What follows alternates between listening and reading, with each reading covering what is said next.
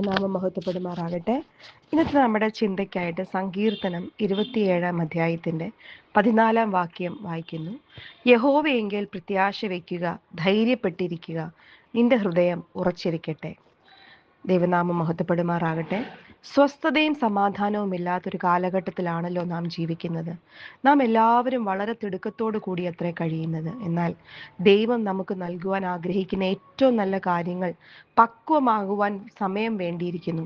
അതുകൊണ്ട് ശോധനകൾ വരുമ്പോൾ ക്ഷമയോടെ യഹോവയെങ്കിൽ പ്രത്യാശ വെച്ചുകൊണ്ടിരിക്കുവാൻ നാം പഠിക്കേണ്ടതാകുന്നു, അല്ലേ? നാം ഭ്രാന്തരാകുകയോ നിരാശപ്പെടുകയോ ചെയ്യേണ്ട ഒരു ആവശ്യവുമില്ല. എന്തെന്നാൽ തക്ക സമയത്ത് കർത്താവ് നമ്മെ വിടുവിക്കും. തിരുവെഴുത്തുകളിൽ നിന്ന് അനേക ദൈവ പ്രധാന ഭാഗങ്ങൾ ചൂണ്ടിക്കാണിച്ചുകൊണ്ട് ഒരു വ്യാഖ്യാതാവ് ഇപ്രകാരം പറയുന്നു: ദൈവത്തിന് സമയം കൊടുക്കുക. കത്തി ആകാശത്തിൽ മിന്നി തിളങ്ങുമ്പോൾ തന്നെ കുറ്റിക്കാട്ടിൽ ആട്ടുകൊറ്റനും കാണപ്പെടും. ദൈവത്തിന് സമയം കൊടുക്കുക. ഫറവോന്റെ സൈന്യങ്ങൾ ഇസ്രായേലിനെ എത്തിപ്പിടിച്ചു പോയെന്ന് തോന്നുമ്പോൾ പെട്ടെന്ന് സമുദ്രത്തിന്റെ നടുവിൽ നടന്നു പോകുവാനുള്ളൊരു പാത തുറക്കപ്പെടും. അതെ, ദൈവത്തിന് സമയം കൊടുക്കുക. തോട് വറ്റിക്കഴിയുന്ന നിമിഷത്തിൽ തന്നെ ഏലിയാവിന് ദൈവത്തിന്റെ വിടുതലിന്റെ ശബ്ദം കേൾക്കാറാകും. യഹോവയെങ്കിൽ പ്രത്യാശ വയ്ക്കുക എന്നൊരു പദ്യശകലമുണ്ട്. അതിലും ഈ സത്യം തന്നെ പ്രതിപാദിക്കുന്നു. എൻ്റെ ഉള്ളമേ, സംഭ്രമിക്കാതെ ദൈവത്തിൽ ആശ്രയിച്ച് കാത്തിരിക്കുക.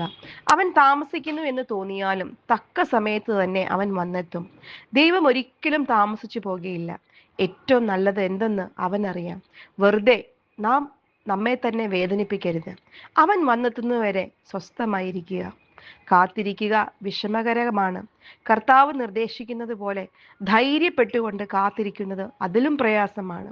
എങ്കിലും ദൈവത്തിന്റെ വാഗ്ദത്തത്തിന്റെ മുട്ടുവിടർക്കുവാൻ നാം ധൃതിപ്പെടുന്നുവെങ്കിൽ അവന്റെ ദിവ്യജ്ഞാനത്താൽ സംവിധാനം ചെയ്യപ്പെട്ടിട്ടുള്ള പുഷ്പത്തിന്റെ മനോഹരത്വം നാം നശിപ്പിച്ചു കളയും. അതുകൊണ്ട് ക്ഷമയോടെ കാത്തിരിക്കുക. കർത്താവ് നിശ്ചയിച്ചിരിക്കുന്ന സമയത്ത് മാർഗത്തിൽ കൂടെയും അവൻ നമ്മെ ശോധനയുടെ മരുഭൂമിയിൽ നിന്നും വിടുവിക്കും.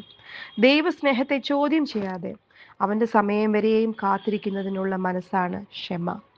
അതുകൊണ്ട് ഈ പകൽക്കാലം കർത്താവിൽ പ്രത്യാശ വയ്ക്കാം, ധൈര്യപ്പെട്ടിരിക്കാം, നമ്മുടെ ഹൃദയം ഉറച്ചിരിക്കാം.